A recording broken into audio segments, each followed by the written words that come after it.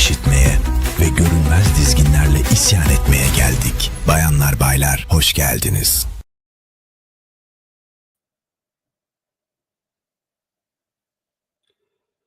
Herkese keyifli akşamlar diliyorum. 17 Eylül Çarşamba saat 9. Yine beraberiz.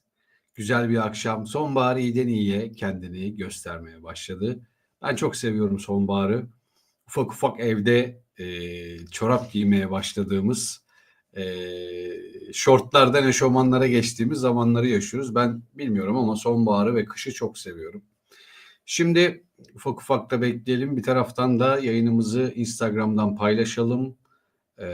Arkadaşlar bu akşam tarihten bugüne, yani hepsi olmasa da tabii biz belli bir liste çıkarttık. 50'ye yakın dünyanın her yerinden tuhaf ve saçma salak yasakları baz alacağız. Yasakları listeledik. Bunları konuşacağız. Biraz böyle podcast hikaye tadında da olacak. O yüzden hani şimdiden iyi seyirler dileyeceğim. Çünkü çok hakikaten böyle akla mantığa almayan şeyler var. Yasaklar var. Hepsini listeledik. Tabii şey de var. İçinde e, geçmişteki şeylerden, kanunlardan gelen yasaklar var. Elbet değişmiş olabilir. Hani onun güncelini şu an yakalayamıyoruz ama yine de yani bayağı eğleneceğimiz, içinde böyle saçma salak, hani hep biz kendimize vuruyoruz ya, işte ya bizim ülkemizde her şey yasak falan. Yok abi, öyle değil. Şimdi size anlattıktan sonra her birini diyeceksiniz ki ulan biz bayağı iyiymişiz diyeceksiniz. Şimdi ufak ufak izleyicilerimiz de gelmeye başladı. Bir taraftan paylaşımımızı da yapalım bu arada. Tekrar bir müsaadenizi isteyeceğim.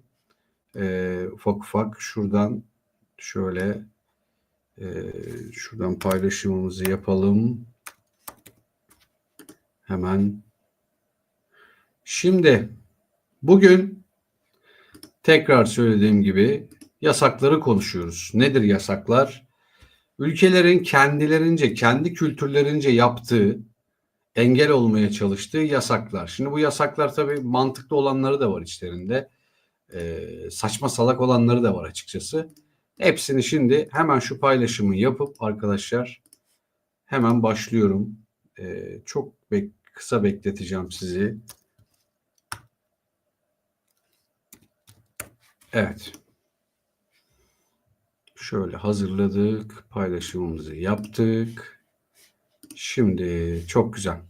Şimdi tabii geçmişten beri, tarihten beri dünyanın her yerinde, her ülkesinde biliyorsunuz yasaklar var. Bunlar siyasi yasaklar var, kültürel yasaklar var, tarihsel yasaklar var, dini yasaklar var, milli yasaklar var. Yani yasak hayatımızın her yerinde var. İşin özeti bu.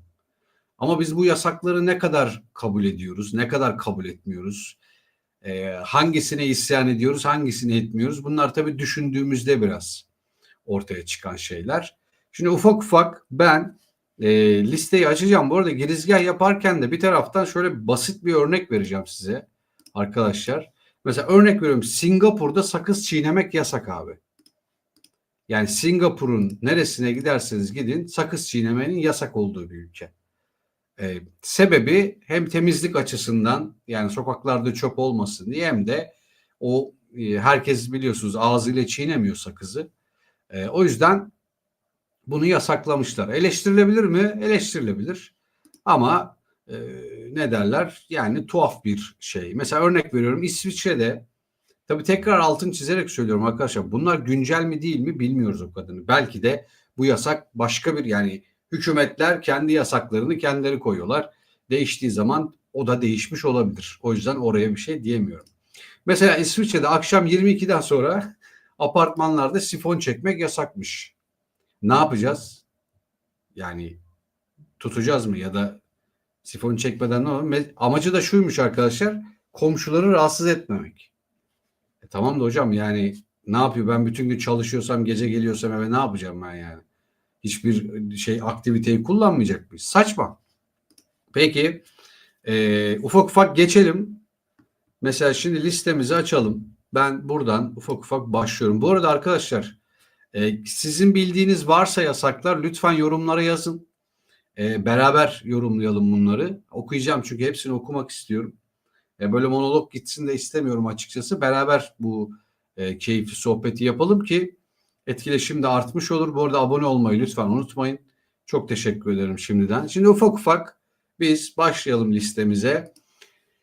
Hemen listemizi açıyoruz. Şöyle şimdi buradan başlıyorum. Arkadaşlar Avustralya'da kanguruları yol kenarına bağlamak yasakmış. Şimdi ne kadar salak bir şey olduğunu anlayın diye söylüyorum. Bazı kasabalarda kanguruları yoldan geçerken rahatsız edebilecek şekilde, yani insanları rahatsız edecek şekilde serbest bırakmak yasakmış. Şimdi buradaki absürtlüğü şuradan anlayın. Kanguru zaten vahşi bir hayvan. Yani sahipli bir hayvan değil. Bu muhtemelen şeydir. Çok eskiden kalma bir şeydir. Kanundur. Bugüne var mıdır yok mudur bilmiyorum. Hoş geldiniz Erhan Bey. Teşekkür ederim. Hemen devam edelim. Singapur'da bunu söyledim. Singapur'da sakız çiğnemek yasak. Mesela Teksas'ta, Amerika Teksas'ta atları tren rayına bağlamak yasakmış. Şimdi bu tam bir kovboy döneminden, yani yüzyıllar evvelinden gelen bir kanun. Ve muhtemelen hala vardır. Hatta biz bunu daha önce konuşmuştuk. Amerika'da at çalmanın cezası idam, kaktüs kesmenin cezası idam. Bunlar hep kovboy döneminden kalma şeyler, kanunlar ve yasaklar. Hala da muhtemelen devam ettiğini düşünüyorum. Böyle saçma bir durum. Peki devam edelim hemen hızlıca. İtalya'da espresso ölçü yasası diye bir şey varmış. Yani bir espresso yaparken ne çok fazla büyük ne de çok fazla küçük olmamalıymış. Sebebi de şuymuş arkadaşlar, kahve kültürünü korumaları gerekiyormuş. Bundan dolayı da kimse kafasına göre espresso ölçüsü yapıp, muhtemelen bu tabii halka açık satış yapılan yerlerdedir. Evde kimse karışmaz buna. Yani bir içecek bir yasaya ihtiyaç duyuyorsa bilmiyorum, tartışılır. Hani yani sana ne, istersem kupada içerim, istersem damacana da içerim. Peki devam edelim. İsviçre'de çamaşır günü yasası diye bir şey varmış. Çamaşır makinesi kullanımı belli gün ve saatlerle sınırlandırılmış. Sebebi ise gürültü ve toplumsal düzeni korumak. Yani yine farkındaysanız Avrupa ülkelerinde bayağı evinizin içine kadar girme gibi bir durum var. Yani evin içine giriyor adam, çamaşır makinesi bile ne zaman kullanacağına karar veriyor. Şimdi burada böyle bir şey olsa eminim ortalık ayağa kalkar. Yani evimizin içine giriyorsunuz, işte karışıyorsunuz, ediyorsunuz diye. Ama orada da karışıyorlar. Hatta çamaşır makinenin ne zaman kullanıp kullanmayacağına kadar adamlar karışıyorlar. Peki devam edelim. Bu daha absürt bir yasak. İngiltere'de tarihi bölgelerde, muhtemelen hem turistik hem tarihi bölgeler bunlar, yavaş yürümek yasakmış. Sebebi ise trafik ve insan akışını korumakmış. Yani insanların belli bir tempoda yürümeleri isteniyormuş. Bunun haricinde böyle şey gibi kafana göre takılamıyorsun.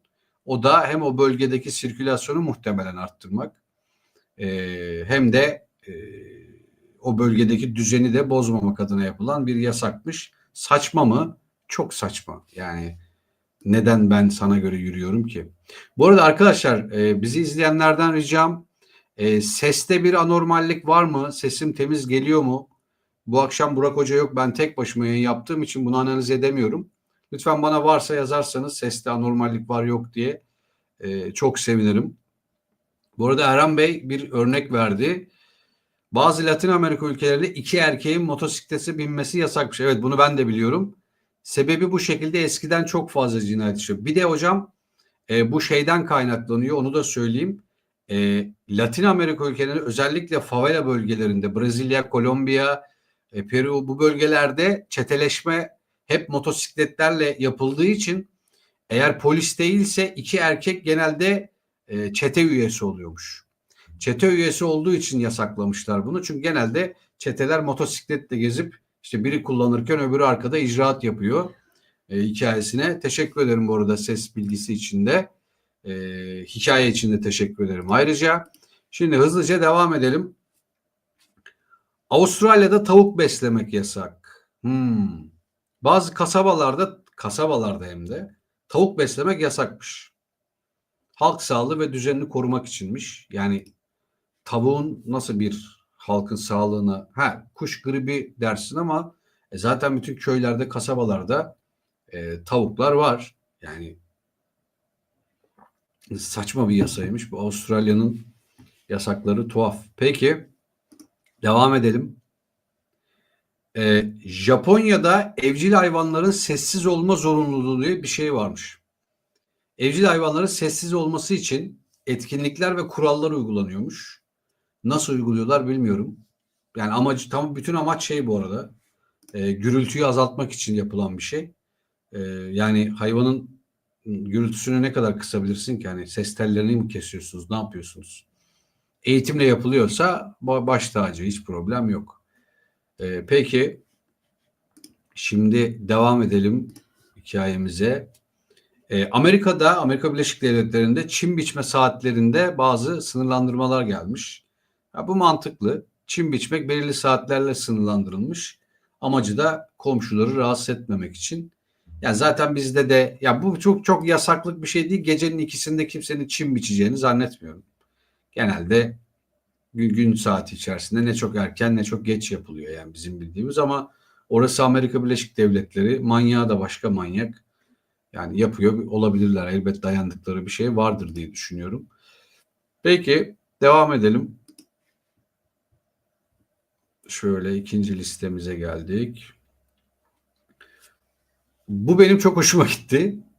İngiltere'de şemsiyeleri büyük açmak yasakmış. Yani büyük açmak derken belli bir ebatın üstündeki şemsiyeleri kullanmak yasakmış. Sebebi de dar alanda yani yürürken bunu hep yaşıyoruz ya yağmurda.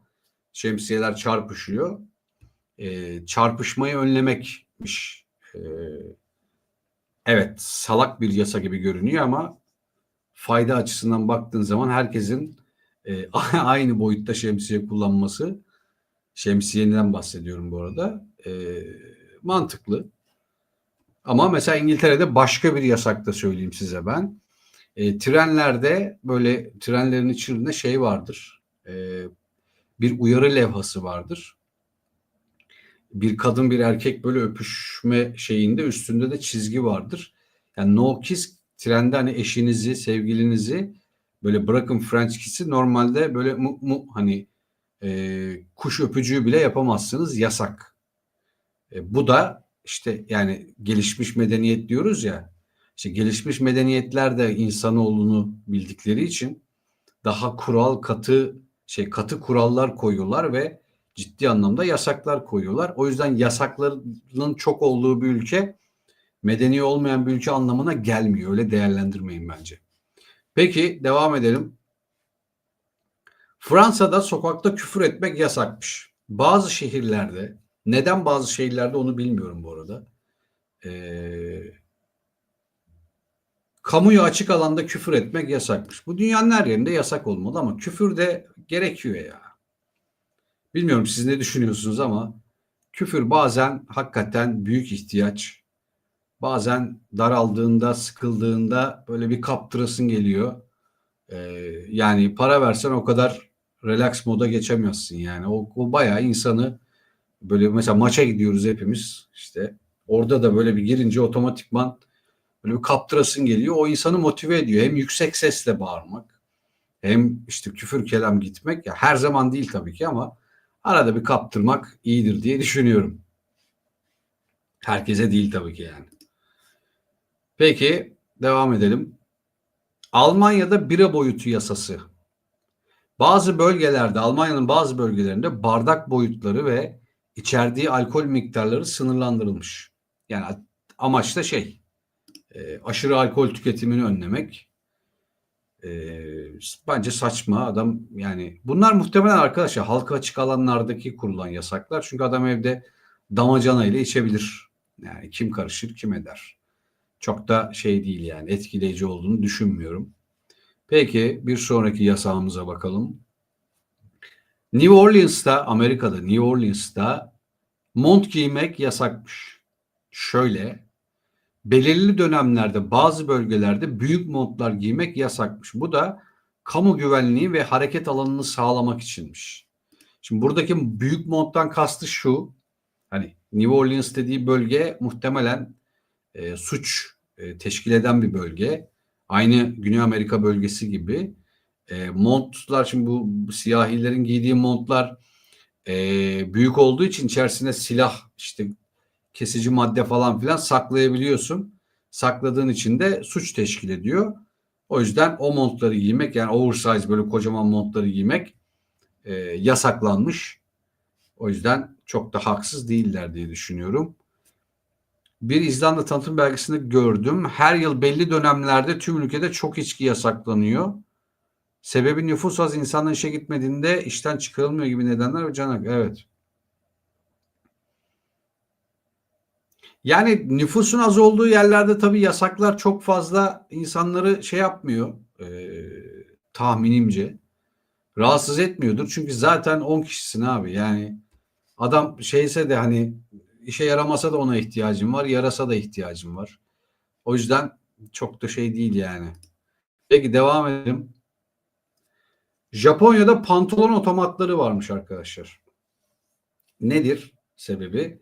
Otomatlardan pantolon alabiliyor musunuz parayla? Belli kurallara bağlı. Sebebi de kamu düzeni ve tüketim düzenini kontrol etmek. Yani kim gider otomattan pantolon alır bilmiyorum ama tüketimi böyle mi kontrol ediyorsunuz yani? Ya kim kaç tane pantolon aldı diye mi kontrol ediyorsunuz? Başka bir amaca dayandırılsaydı belki keyifli olabilirdi ama çok da şey değil yani, bilmiyorum. Peki İtalya'da sokakta çiçek toplamak yasakmış. Çok doğru bir yasak. Takdir ediyorum. Kamu alanındaki çiçekleri toplamak yasaklanmış. Tabii ki de amaç peyzajı ve estetiği korumak. Yani olması gereken de bu zaten. O çiçekler bizde de var. Babalar götürüyorlar hemen. Ya bizde şöyle, hani toprağa bir şey ekildiyse onu almak helaldir. Yok öyle bir şey abi. Onu oraya ekenin bile emeği var onda. Bir de çiçek toprakta güzel. Hani evet, kadınlara çiçek alıyoruz. Yani evet, keyifli, gerçekten mutlu oluyor ama ben şahsen çiçeği de toprağıyla beraber, yani bir çiçek alıyorsan eşine ya da sevgiline toprağıyla beraber almasını tavsiye ederim ve ben öyle yaparım en azından. Çünkü suyun içine konmuş çiçeğin maksimum bir gün ömrü var. İkinci gün ölüyor gidiyor. Aldığın bir şeyi yaşatmak istiyorsan da toprağıyla beraber al ki en azından senden sonra da yani hediyenin de bir ömrü uzun olmuş olsun diye düşünüyorum şahsen. Peki İsviçre'de sabah 7'den önce çöp atmak yasakmış. Enteresan. Belirli saatten önce çöp atmak yasak. Sebebi de gürültüyü ve çevre düzenini korumak. Ya bu İsviçrelilerin gürültüye karşı inanılmaz bir hassasiyetleri var. Ya kardeşim, zaten toplasan bir İstanbul kadar nüfusunuz yok. Neyin gürültüsünden bu kadar korkuyorsunuz anlamıyorum yani. Yani bir de bir çöp atmada insan ne kadar gürültü yapabilir ki? Bu kadar hassasiyette fazla. Peki Amerika'da saman balyası yasağı. Yine bir eyalet kanunu muhtemelen. Eyalet yasağı. Bazı kasabalarda saman balyası yığmak ve taşımak yasakmış. Sebebi ise yangınları ve tarımı korumak içinmiş. Ve güvenlik riskini de azaltmak. Yani çok fazla yangınlar çıktıysa bundan dolayı yapılmış olabilir. Bence mantıklı. İngiltere'de bazı dönemlerde sokakta maske takmak yasaklanmış. Yine kamu düzenini korumak ama ne maskesi bu şimdi? Yani hani İngiltere'de herkes La Casa de Papel gibi gezmiyor diye düşünüyorum. Yani hani ne, yani muhtemelen dayandığı bir nokta, bir ideoloji, bir şey vardır buna. Ama bu arada La Casa de Papel demişken arkadaşlar, bilmiyorum ne düşünürsünüz ama böyle bir film yayını yapmak istiyorum. En iyi filmler, en iyi diziler. Yani birlikte böyle plan paslaşarak, konuşarak özellikle geçen sene ve ondan önceki seneye dair. Yani çok geriye gidemeyiz belki ama ona yetmez, yani süre yetmez. Ama şu son 2 yılda çıkmış en iyi filmler, en iyi dizileri tartışabiliriz, konuşabiliriz. Kafamda var öyle bir plan. Ne dersiniz bilmiyorum. Lütfen yorumlara da yazın. Şimdi devam edelim. Geldik. 19. yasağımıza geldik arkadaşlar. Bu arada umarım keyif alıyorsunuzdur. Yani bunları listeledik böyle ama hani bizi de beğenmiyorsanız bizi de yasaklayabilirsiniz. Hiçbir problem yok. Zorla bir şey izletmeyelim tabii kimseye. Umarım hoşunuza gidiyordur. Devam edelim. Avustralya'da selüloz kağıt taşımak yasakmış. Bazı kasabalarda büyük kağıt parçalarını taşımak yasak. Halkın güvenliğini sağlamak içinmiş bu. Yani halkın güvenliğini sağlamak için neden kağıt taşımak yasak? Çok anlam veremedim buna. Bilmiyorum siz ne düşünüyorsunuz ama bana çok saçma geldi. Peki devam edelim. Singapur'da bazı açık alanlarda sigara içmek tamamen yasakmış. Burada da amaç tabii ki halkın sağlığını, kamu sağlığını ve çevre temizliğini korumak. Bu arada ben sigara kullanan birisiyim. Sağlığa zararlı ama ben mesela sigara yasaklarını hiç eleştirmiyorum. Mümkün olduğunca her yerde yasaklanabilir sigara. Çünkü arkadaşlar sigara gerçekten yani sağlık tarafını zaten konuşmaya gerek yok da inanılmaz bir çöp, inanılmaz bir koku kirliliği, inanılmaz bir yani yerlerdeki sigara izmaritleri, işte küllükler bilmem yani inanılmaz zarar veriyor sigara. Yani çöp anlamında, atık anlamında söylüyorum. Ya ben sigara içen birisi olarak söylüyorum. Ben kendime özel alanlarda içebildiğim sürece ortak alanlarda içmesek de olur. Ya sadece sigara kullanacağız diye kışın ortasında çıkıp dışarıda oturup donabiliyoruz. Ya bu dünyanın en saçma salak şeyleri yani. O yüzden mümkün olduğunca yapmamaya çalışın. Sigara yasaklarını da son derece destek veriyorum ben bu arada. Ya kendim de kullanıyorum bu arada ona rağmen söylüyorum. Peki Fransa'da yolda yatmak Fransa'da yolda yatmak yasakmış. Yani sokakta uzanmak veya yolda yatmak yasaklanmış. Muhtemelen sebebi de yine trafik ve kamu güvenliği ama tabii orada bir insanın yolda yatmasına sebep olacak şey ne bilmiyorum yani eğer alkollü değilse ya da bir hastalıktan dolayı değilse berdüş olabilir ama yasakmış. Bence bizde de yasaklanmalı. Çünkü hakikaten arkadaşlar dünyanın her yerinde bakın sadece Türkiye için söylemiyorum birçok gelişmiş ülkede evsizler için, sokakta yaşayanlar için çok güzel yurtlar, bakım evleri var ve devlete ait bunlar.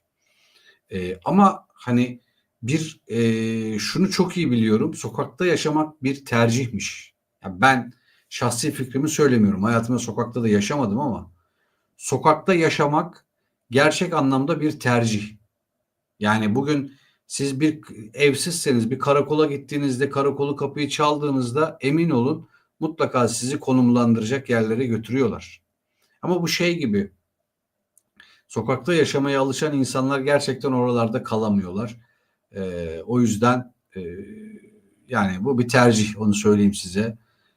Her şeyi biraz şey yapmak lazım. Yani analiz edip araştırıp öyle yorum yapmak lazım. Evsiz olmak çok kötü bir şey. Allah kimsenin başına vermesin. Ama evsiz bile olsan sonuçta bu devletin, Türkiye Cumhuriyeti Devleti'nin kapıları mutlaka size açıktır. Gidersiniz. Size mutlaka bir yer bulurlar diye düşünüyorum. Teşekkür ederler. Teşekkür ederler bu arada. Teşekkür ederiz. Estağfurullah biz bir şey öğretmiyoruz. Biz sadece olanı paylaşıyoruz. Bir liste yaptık. Bu listeyi sizle paylaşıyoruz. Ne mutlu bize tabii ki de öğrendiyseniz. Çok mutlu olduk. Hemen hızlıca devam edelim.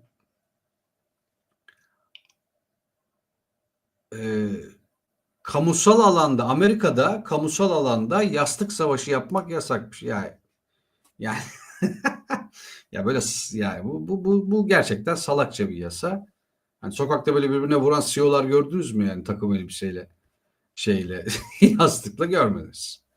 Bu da şeymiş. Peki Almanya'ya gidelim. Almanya'da pencereden çamaşır asmak yasak. Peki bunun da amacı görsel ve estetiği korumak. Acilen Türkiye'ye gelmesi gerektiğini düşünüyorum.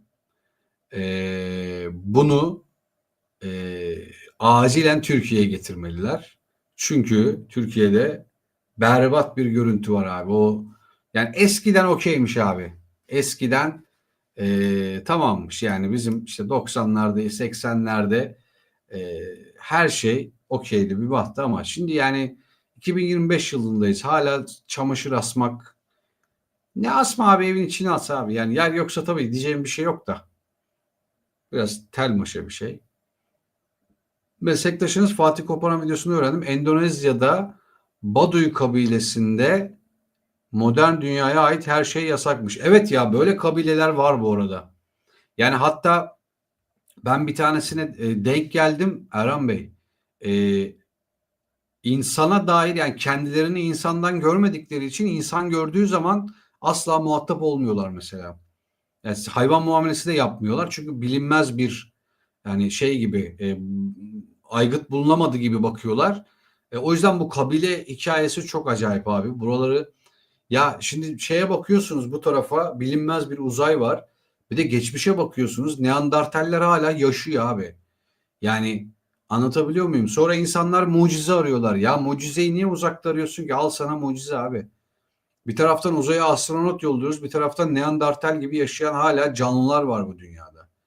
Ve biz hala bir işte şey gibi işte kuş konuşunca kedi köpek pati verince abi mucize zannediyorsun. Lan mucizeyi arama orada işte. Bak bunlar mucize.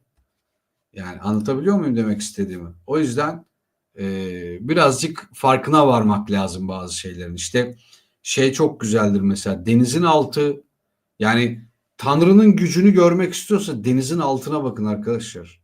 Gökyüzüne bakın. Yani ya burada inanç döngüsünden bahsetmiyorum. Hani herkesin her şeye inanmakta özgür de bir mucizeyi böyle balığın işte efendim bilmem kaç kilometre hızla yumruk atıyormuş karides. Lan karidesin kendisi zaten mucize bir şey. Ya sen onun yumruğuna mı takılıyorsun şu an yani? O yüzden çok önemli. Peki devam edelim. Bu arada kaçırıyorum bazen, kusura bakmayın. E, Amerikan engelli insan hakkında bir film izledim mesela. Yerdeki Süper Yıldızlar sadece bir film değil. Evet, bu güzel bir öneri bu arada. Değerlendirmek lazım. Amerikan zaten inanılmaz. E, bunları tavsiye edeceğiz Erhan Bey. Bunları o bölümde konuşacağız. Siz de lütfen çalışıp gelin ki beraber paylaşalım. Peki devam ediyorum. Amerika'da tuvalet kağıdı satışı yasaklanmış. Bazı dönemlerde tuvalet kağıdı belli bir miktardan fazla satmak yasakmış. Stok ve kamu düzenini korumak için tuvalet kağıdını fazla satınca kamu düzenini nasıl bozuyorsun acaba? Bunu çok merak ediyorum. Yani kamu düzenini niye bozuyorsun tuvalet kağıdı satınca? Saçma salak bir yasa. Ya bu adamlar dünyanın en güçlü ülkesi bir de ya. Şaka gibi gerçekten yani. Peki devam edelim. İtalya'da pantolon boyu yasakları. Bazı bölgelerde pantolon boyu belli ölçüyü geçemezmiş. Sebebi de görünüm düzen. Şimdi bu muhtemelen şeyle alakalı. Bu bir dönem bizde de geldi ya, bizi de böyle bir bizim Türkiye'deki erkekleri de koparttı ya, işte kısa paça pantolon. Kimisi bunu şey anladı. Bermuda şort anladı. Kimisi tadında yaptı ama İtalyanların yapıp İtalyanların yasakladığı bir şey olmuş bu. Çünkü bence pişman olmuşlar yaptıklarına. Çünkü hakikaten çok kötü gözüküyor. Yani ve sırf o pantolonu giyeceğim diye de o ayaklara giyilen yani of yani o babet çoraplar hani gerçekten insanlığın utandığı yerlerdir. O babet çorap utançtır yani. Hani hakikaten cennetten kovulan bir şeydir o yani. Allah'tan bitti. Allah'tan kurtulduk o şeyden. O modadan diyeyim. Yani kesinlikle berbat ötesi bir şeydi. Muhtemelen bu da onunla alakalı bir şey olabilir. Peki arkadaşlar nasıl gidiyor? Keyif alıyor musunuz bu arada? Onu sorayım dedim bir taraftan. Şimdi devam edelim mi? Edelim. Bu arada ben absürt bir yasak anlatacağım size. İtalya'da genel evler yasak. Yani genel ev yok İtalya'da. O yüzden sokaklarda gece yarısı fuhuş serbest. Ama bu nasıl bir e, iğrenç bir görüntü yaratıyor, siz düşünün bunu. Yani Roma'nın göbeğinde biz bunu yaşadık. Özellikle yani bir tırnak içinde ayrımcılık yapmıyorum ama siyahiler bunu yapıyorlar ve kadınlar daha ziyade fuhuş adı altında arabaları durdurup işte parayı ödeyeni anadan yürüyen soyup ve her şeyi alıp kaçıyorlar. Tabii hırsızlığın birinci şeyi, kuralı yani kaçmak. Mesela saçma bir yasak. Hatta oradaki rehber bana anlatmıştı bunu. İtalya'da genel ev yok. O yüzden sokaklarda yapıyorlar bu fuhuş hikayesini diye. Ya kötü tabii ki. Yani bu ayrıca hani bilmem kaçıncı yüzyılda yaşıyoruz. Artık bunların böyle konuşuluyor olması bile hani insanı rahatsız ediyor ama genel evin bence de genel ev olmamalı. Hiçbir zaman olmamalı bence. Çünkü insana yapılan bir zulüm gibi geliyor bana. Her zaman öyle gelmiştir. E, O yüzden burayı çok fazla da deşmeyelim ama öyle bir yasak var İtalya'da. Peki. Devam ediyoruz. Şimdi Singapur'da yürürken yemek yemek yasakmış. Singapur'da sokakta yürürken yiyecek yemek yasakmış. Temizlik ve kamusal düzeni bozmamak adına. Aslında hepsi bir yerde temizlik ve kamusal düzen. Bu arada yani yolda yürürken bir şey yemek içmek de çok ihtiyacın yoksa, acil değilse bence de zaten keyifsiz bir şey yani. Koştura koştura yemek yemek. Peki devam edelim. Japonya'da selfie çubuğu yasakmış. Arkadaşlar bazı bölgelerde selfie çubuğu kullanmak yasakmış. Sebebi de kalabalık alanlarda kazaları önlemek içinmiş. Bence çok mantıklı.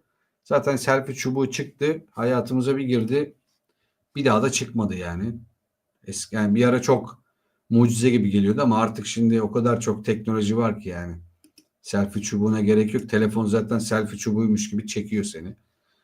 Bu arada iPhone kullananlar için de ek bir bilgi vereyim. iOS 26 26 idi değil mi ya?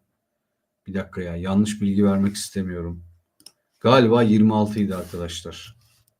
Hemen söylüyorum. Evet, iOS 26 çıktı.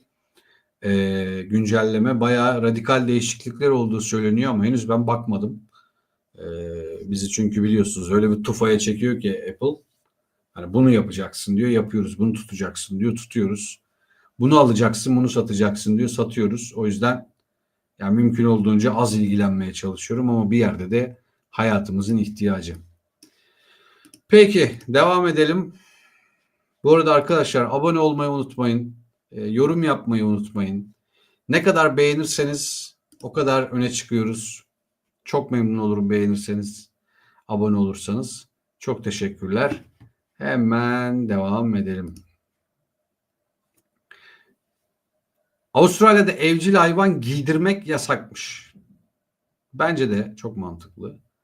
Bazı kasabalarda hayvanları giydirmek yasaklanmış. Bakın şimdi. Normalde şimdi başka bir pencere açacağım bunu. İnsan hakları dediğimiz şey var ya. Nedir insan hakları? Dünyanın bütün yeryüzünde yaşayan insanların sahip olduğu haklar. Yani sen Türksün ben Almanım diye değil. İnsan olduğun için sahip olduğun haklar. Şimdi bunların çoğu uygulanmıyor da adamlar hayvan hakları yapmışlar. Neden elbise giydirmeyi yasaklıyor? Çünkü hayvanların dünyasında, yani şimdi hayvanlar derken burada kedi ve köpeklerden bahsediyorlar. Evcil hayvandan bahsediyor. Hayvanların dünyasında kazak, gömlek, tişört, üşüdüm üstüme bir hırka alayım, kafana şapka tak kafan üşümesin, ayakların sıkı giyin gibi bir şey yok.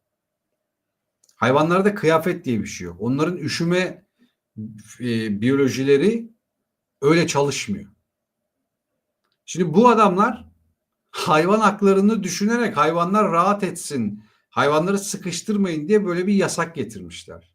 Biz hayvanları yaşatmamayı tercih ediyoruz. Niye? İnsanlar için. Ya kardeşim bunun bir dengesi var ya. Bunun bir döngüsü olmalı. Yani şimdi biz bunu hatta Onur Öztürk geldi konuştuk bunu, izleyin o canlı yayını. Ne kadar zorlandığımızı orada görürsünüz. Ama ya arkadaş ondan sonra diyorsunuz ki 45 yıl 50 yıl fark var arada. Bakar mısın neyi düşünüyor adam? Ya bakar mısın adam neyi düşünüyor? Hayvan haklarını düşünüyor ve hayvanın rahatlığını düşünüyor. Ya galiba Belçika'da yanlış hatırlamıyorum ama hayvanları evde tek başına bırakmak bile yasak. Dışarıda belli köpek parkları dışında, ya kedi sahipleri genelde yaşamıyor bunu da, e,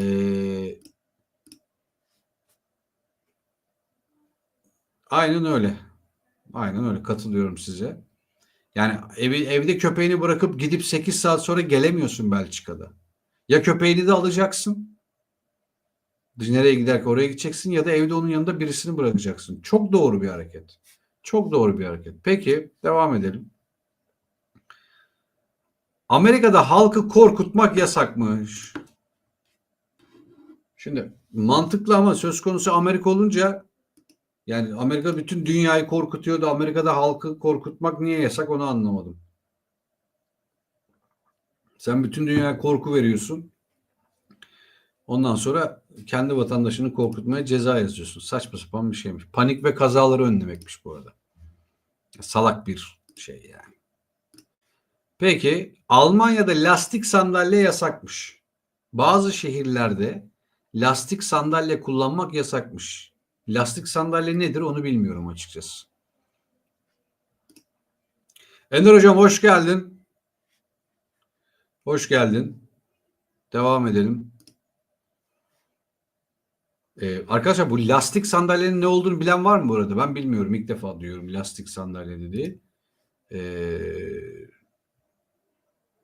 Bilmiyorum yani. O yüzden trafik ve yaya güvenliği diyor ama saçma sapan bir şey. Peki devam edelim. İsviçre'de sabah 6'dan önce tuvaleti kullanmak yasakmış. Gene aynı bir tuhaf bir yasak. Tabii yani tekrar bir şey geçeceğim. Bilgi geçeceğim. Arkadaşlar bunlar hepsi güncel olmayabilir. Diyorum ya hükümetlerle beraber değişebilir bazı şeyler. Yasalar, kanunlar, kurallar. Hani her hükümet kendine göre yontabilir. O yüzden hani yani şunu yapabiliriz ya abi bu yokmuş diyebilirsiniz. Biz bunları hani hazırlarken ya bugünün tarihine bakarak yapmadık açıkçası. Genel bir yasak tablosu çıkarttık. Yani İsviçre'de yaşayan varsa da bize bunun doğrusunu söyleyebilir bu arada. Singapur'da toplu taşıma araçlarında yemek içmek yasak. Harika bir yasak abi. Abi harika bir yasak. Neden? Çünkü herkes yani oturup da sandviç yemiyor abi. Anladın mı? Toplu taşımada bir şey yiyip içilmez abi. Yani bunun kokusu var, bilmem nesi var. Saçma sapan bir durum. O yüzden çok gereksiz. Yemeyin abi. Yiyecekseniz de önceden yiyin ondan sonra binin neye bineceksiniz. Ha uçak başka bir şey. Uçakta teşekkürler Gökhan Bey. Çok teşekkürler. Sağ olun. Uçakta uzun yani şimdi 16-17 saat uçak yolculuğu yapıyorsunuz. Eyvallah ama bir saatlik otobüs yolculuğunda da yemeği verin kardeşim. Leş gibi kokuyor yani affedersin. Neyse devam edelim. Ne? Ha, evet. Amerika Birleşik Devletleri'nde selüloz kağıt taşımak yasakmış. Özellikle Alabama'da. Bunların bu kağıtla alıp veremediği yine muhtemelen bu şeydir arkadaşlar. Büyük kağıt rulolarıdır. Halkın güvenliğini sağlamak içinmiş. Yani bilmiyorum neden olabilir. Peki var mı aklına gelen başka yasak? Biraz da sizden yorum almak istiyorum ama ya Türkiye'de olur ya da şöyle bir yasak var işte bu ne saçma sapan bir yasak diyeceğiniz bir şey var mı? Bu arada ideolojik yasaklar da vardı biliyorsunuz eskiden 80'lerde işte bu sokaktan gitmek yasak. Ya burada mesela ben 86 doğumluyum yani 90'lar çocuğum ama 90'larda şey vardır. Daha öncesine gittiğinizde e, Zeki Alasya ile Metin Akpınar'ın Yasaklar kabaresi vardır. İzlemediyseniz mutlaka izleyin arkadaşlar. Yani sola gitmek yasak. Sola gittiysen bir daha sağa dönmek yasak. Çok keyiflidir. Tavsiye ederim bu arada. Peki devam edelim. İngiltere'de köpekleri sokakta belli saatlerde gezdirmek yasakmış. Peki neden? Çünkü gürültü ve insan güvenliği. Buradaki belli saatlerden kastı muhtemelen şeydir arkadaşlar. Gece yarısı saatlerinde gezdirilmemesi gerekiyordur diye düşünüyorum ben. Çünkü evet yani olabilir, mantıklı. Avustralya'da otoparkta şapka takmak yasakmış. Neden? Güvenlik ve kimlik kontrolü. Bu Avustralyalılar da çok korkuyorlar ya. Yani acayip bir kimlik korkuları var adamların. Yani terör hiç uğramamış mahallelerine. Bugüne kadar bir tane bomba patlamamış ülkelerinde. Sürekli bir kimlik endişesi var. Neden bilmiyorum. Peki devam edelim. Japonya'da metroda ayakta durmak yasakmış. Bizde de oturmak yasak. Bizde toplu taşımada oturmak yasak, taş olursunuz. Herkes ayakta duracak ve temas edecek birbirine. Temas etmek zorundayız biz. Biz temas etmeden yolculuk yapamayan milletiz arkadaşlar. O yüzden lütfen metroda sakın boş yer bile varsa oturmayın. Mesela burada başka bir pencere açayım mı size? Birazcık şeyden de uzaklaşalım. Mesela hep yaşlılara yol veriyoruz ya. Mesela vardır içliğinizde de. Hani hepimiz toplu taşıma kullanıyoruz. Mesela sürekli yaşlı görünce yer veriyorsunuz değil mi? Mesela ben bunu çok bulmuyorum. Mesela Japonya'da bunun tam tersi var arkadaşlar. Japonya'da yaşlılar gençlere yer veriyorlar. Mesela bu tuhaf geliyor size değil mi? Sebebini söyleyebilirim. Sebebi yaşlıların şu yorumundan kaynaklanıyor. Onlar bizim geleceğimiz. Biz yaşayacağımızı yaşadık. Artık onların güçlü yaşamaları gerekiyor. Bakar mısınız inceliğe? Şimdi bizde bir tane teyzeye ya da amcaya yer vermediğinde hain oluyorsun bir anda. Ya bir anda hain oluyorsun. Saygısız oluyorsun. Yani kültürsüz oluyorsun. Cahil oluyorsun arkadaş. Ya birazcık yani ben de aynı parayı veriyorum amca sen ne yani? Hani ya sen benden 40-50 yıl evvel doğdun diye niye ben saygısız oluyorum mesela değil mi? Ya bana çok mantıklı gelmiyor. Neden? Çünkü herkes bir şekilde hayat koşturmacasında yoruluyor ediyor. Sen belki gezmeye çıkmışsın dayı ama ben sabahın 6'sından beri yollardayım. Kusura bakma sana yer vermiyorum. Yani beni eve götür de götüreyim koluna gireyim ama otobüs minibüste ben de para ödüyorsam o zaman gideceksin en baştan bineceksin abi. Otura otura güzelce geleceksin diye düşünüyorum ben. Peki devam edelim. Fransa'da köpekleri restorana almak yasak. Çok güzel. Bazı restoranlarda köpek girmesi yasaklanmış. Hijyen ve düzenden katılıyorum. Yani şu sebepten katılıyorum. Ben de köpek sahibiyim. Ama bir hayvanı sevseniz bile herkes beraber yaşamaya uygun bir anatomiye, biyolojiye, fikre sahip değil. Saygı duyuyorum buna. Aynı zamanda hayvan tüyü, evet hayvan olduğu için ister istemez üzerinde bir kıyafet yok ve tüyleri olabiliyor. Ama restoran yemek yenilen bir yer olduğu için çok katılıyorum. Köpek tüyü de kedi tüyü de olabilir. Ya benim de sakallarım dökülüyor ona bakarsanız. Yani bu çok normal. Yani hayvanın tüyü dökülüyor. Sizin de saçınız yere dökülüyordur. Ama bu da tamamen şununla alakalı. Ben hayvan sahibi olmayan insanlara da saygı duyuyorum. Olanlara da insan alıyorum.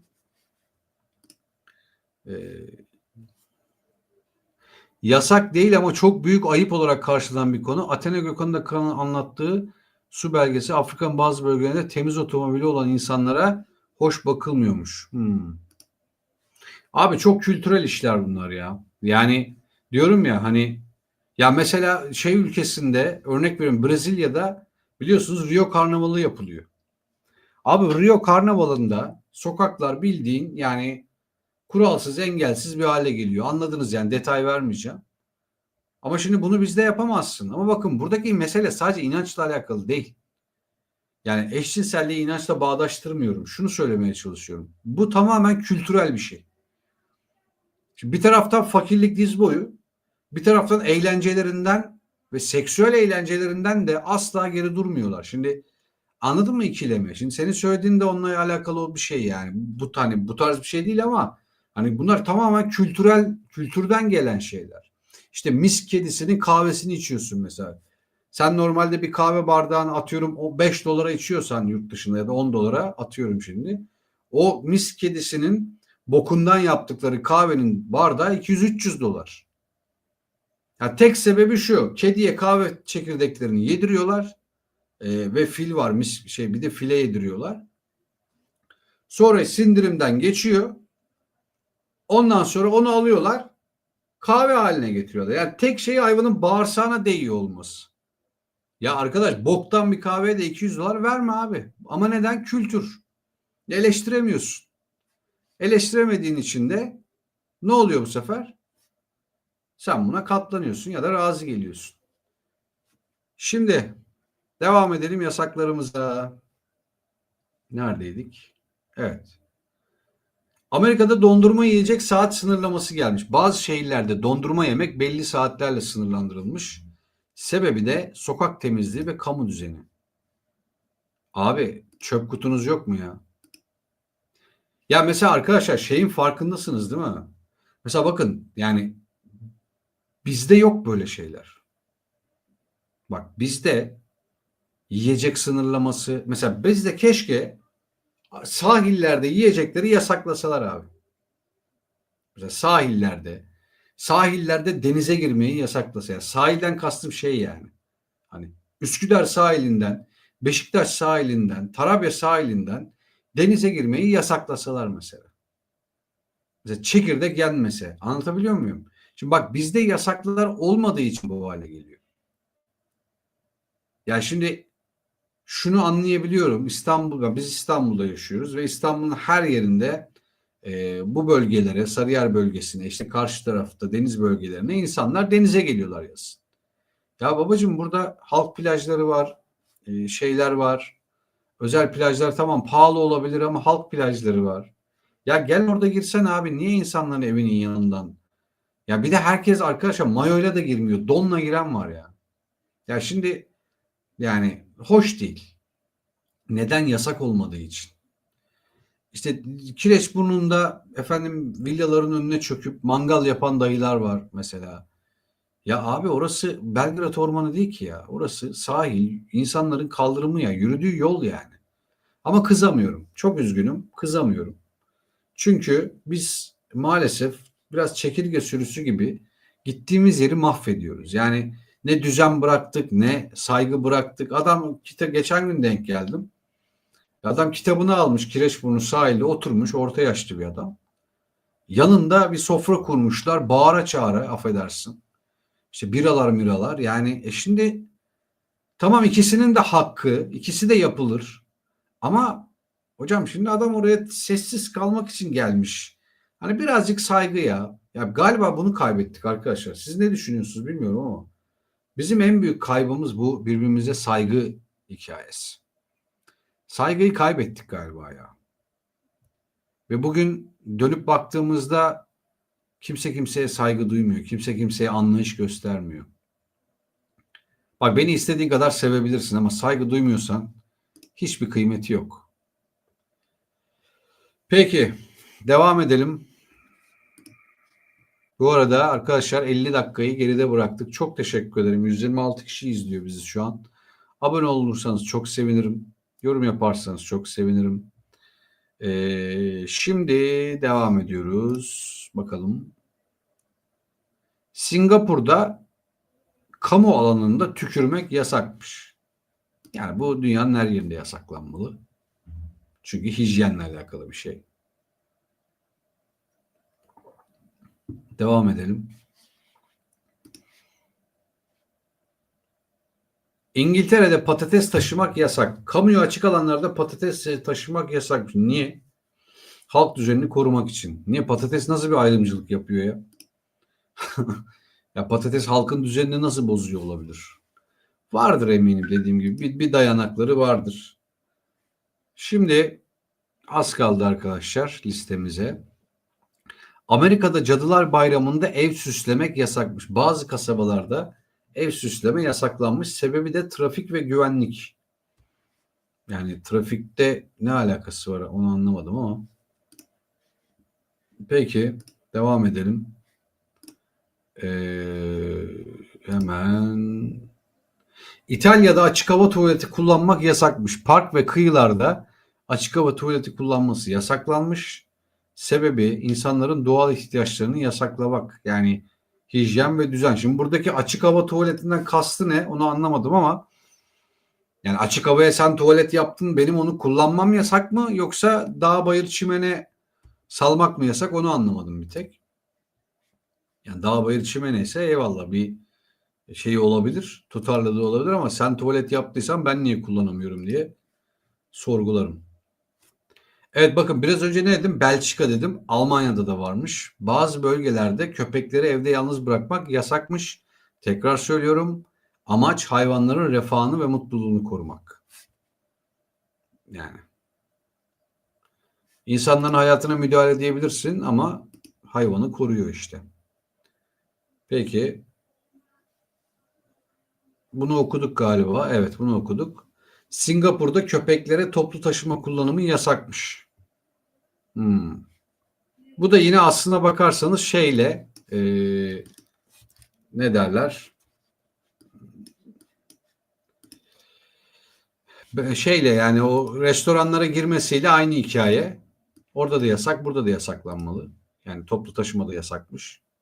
Aynı şey, çok bir farkı görmüyorum. Peki son yasağımıza geliyoruz galiba. Amerika'da havuzda şnorkel kullanımı yasakmış bazı eyaletlerde. Güvenlik ve boğulma riskini azaltıyormuş. Şnorkelle nasıl boğulabiliyorsun ama şnorkelden kastı acaba şey mi? Bu sadece takılıp şöyle hortumu olan mı yoksa komple set mi onu bilmiyorum. Ama yani o adam boğulmuyor da şnorkelle boğuluyorsa zaten o da ayrıca bir şey ne derler? Ayrıca bir konu. Peki şimdi bunu bitirdik ama bulabilirsem arkadaşlar bir iki tane daha şeyim vardı. Ama yoksa da problem değil. Biz konumuza devam ederiz. Evet, şimdi birkaç tane daha var. Onları da okuyacağım size. Bunlar da şey arkadaşlar, sadece yasaklar değil, mesela tuhaf tuhaf kanunlar var. Mesela Endonezya'da işte kanunlar ve hatta Erhan Bey de söyledi ya, kültürler var. Bu kültürlerden mesela bir tanesi e, evcil, mesela Güney Kore'de evcil hayvanlara partiler düzenleniyormuş. Son dönemde bunu bizde de yapıyorlar galiba. E, Yanlış hatırlamıyorsam. Hayvanları sosyalleştirmek adına bence normal bir şey. Mesela Amerika Michigan'da bazı yollar belirli saatlerde çift yönmüş. Trafik yoğunluğu azaltmak. Bunu bizde de bir dönem hatta özellikle Boğaz Köprüsü değil de ikincisi Fatih Sultan Mehmet Köprüsü'nde çok yapılıyordu bu. İki yönlü tek yönlü hikayesi. Çözdü mü? Çözmedi. Mesela Hollanda'da arkadaşlar bisiklet sayısı insan sayısından çok daha fazlaymış. Buranın başlama hikayesi şöyle. Trafiği azaltmak adına bisiklet öneriliyor. Ama insanlar bisikleti öyle seviyorlar ki o yüzden şu anda bisiklet trafiği var. Araç trafiği yok. Ama bisiklet trafiği önlenemiyor. Çünkü hani herhangi bir vergilendirmesi bir şey olmadığı için istersen 40 tane bisiklet al yani. O yüzden bu Arap yağı bol bulunca totosuna sürermiş mantığı gibi bir şey olmuş. Hindistan'da düğünlerde kafaya su şişesiyle dans gibi bir kültürleri varmış. Bazı düğünlerde, hepsinde değil galiba, kafaya su şişesi koymak gelenek haline gelmiş. Oradaki amaç dengeyi arttırmak ama saçma bir kültür. İsveç'te sessiz futbol diye bir şey varmış. Bu sessiz futbolda oynayanlar gürültü kirliliğini azaltmak için, ya halı sahalar var mesela bizde. Hani o falan bağırıyorlar ya. Orada sessiz olmak zorundalarmış. Asla bağırmak yasakmış. O yüzden sessiz futbol diyorlarmış buna. Bu da tuhaf bir şey. E, Güney Kore'de yine insanlar nişan yüzüklerinin büyüklükleriyle yarışıyorlarmış. Çok görgüsüzce. Kimin yüzüğü daha büyük diye yarışmalar düzenliyorlarmış. Şimdi Galler'de keçi yarışları varmış. Keçiler üzerinde mini yarışlar düzenleniyor. Yerel kültürü canlandırmak ve turizmi çekmek için. Yani olabilir. Bu arada bir şey daha söyleyeyim size. Bu da son. Bugün bayağı genel kültüre doyduk. Şeyde İtalya'da, galiba İtalya'da pizzanın içine konulan garnitüre, malzemeye göre vergi alınıyormuş.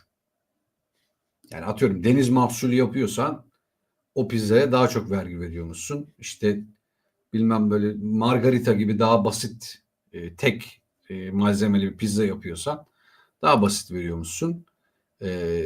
Bir de şey varmış. Neydi o? Bir tane daha vardı. Aklıma gelirse onu da söyleyeceğim. Aklıma gelmedi. Peki. Tamam. Bugünlük bence yani yaklaşık 50-55 tane galiba genel kültür bilgisi vermiş olduk. Şimdi bu şey gibi oldu. Bu arada arkadaşlar 56 dakikayı devirdik. Çok teşekkür ederim. Umarım sıkılmamışsınızdır. Ben böyle genel kültür bilgilerini dinlemekten çok keyif alıyorum açıkçası. Sizin de keyif alacağınızı umduğumuz için böyle bir bölüm hazırladık. Şimdi bunu tabii niye yaptığımızı da söyleyeyim size. Arkadaşlar şimdi her konuk geldiği zaman tabii kendi hikayesini anlatıyor. Ama biz böyle haftada 3-4 tane içerik yaptığımız için araya kendimizi de koyuyoruz ve farklı farklı bölümler de yapıyoruz. Mesela bir tane hani olur böyle saçmalıklar diye bir bölüm yapmıştık. Bu da olur olmaz böyle yasaklar. Bunlar böyle devam edecekler. O yüzden hani bunları kaçırmamanızı tavsiye ederim. Şimdi biz mesela bu hafta yarın akşam tekrar bir canlı yayınımız var.